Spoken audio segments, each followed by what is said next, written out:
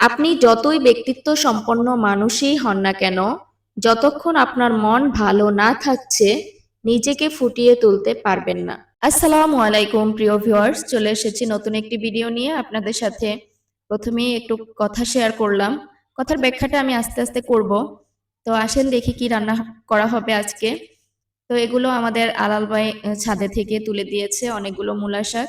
এই মূলা শাকগুলো আজকে আমরা খাবো, এগুলো রান্না করব। মূলা শাকগুলো ফ্রেশ করতে আমার অনেকটা সময় যাবে, তারপরেও মূলা শাক আমাদের অনেক পছন্দ করতে হবে। মূলা শাকের কিন্তু অনেক উপকারিতা আছে, আবার অনেক অপকারিতাও আছে। মূলা শাকটা আমি যতটুকু জানি এটা নাকি ক্যান্সার, বিভিন্ন ক্যান্সার এটা খেলে আহ, প্রতিরোধ করা সম্ভব। তো প্রিয় ভিউয়ার্স, মূলা শাকগুলোকে কেটে সুন্দর করে এগুলোকে ধুয়ে নিলাম। তারপরে এই যে ছোট মাছ, এগুলোকেও রান্না করব। তেলাপিয়া মাছ আছে একটু, এটাও রান্না করব।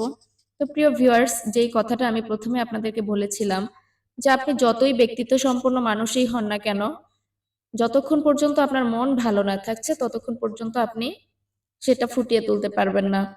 আহ, তো কথাটা এরকম যে আমাদের যদি মন ভালো না থাকে, শরীর ভালো না থাকে, আমাদের ভিতরে যতই গুণাবলী থাক না কেন, আমরা কিন্তু সেগুলো ফুটিয়ে তুলতে পারবো না কিংবা প্রকাশ করতে পারবো না।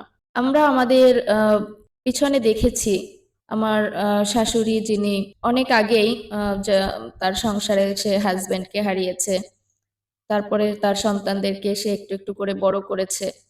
তার মন কিন্তু ভালো ছিল না, তার মনে কিন্তু শান্তি ছিল না। তারপরেও সে কি করেছে, ভালো থাকার চেষ্টা করেছে। তো আমাদের চলার পথে অনেক বিপদ আসবে, তারপরেও আমাদের মনটা ভালো রাখতে হবে। তো সে অনেক ভালো কাজ করে গিয়েছে। বিশেষ করে আমার শিক্ষক বলা চলে। বই খাতা থেকে তো অনেক কিছুই শেখা যায়, কিন্তু সাংসারিক লাইফের যে শিক্ষাগুলো, সেই শিক্ষাগুলো আমি আমার শাশুড়ির থেকেই পেয়েছি, আলহামদুলিল্লাহ।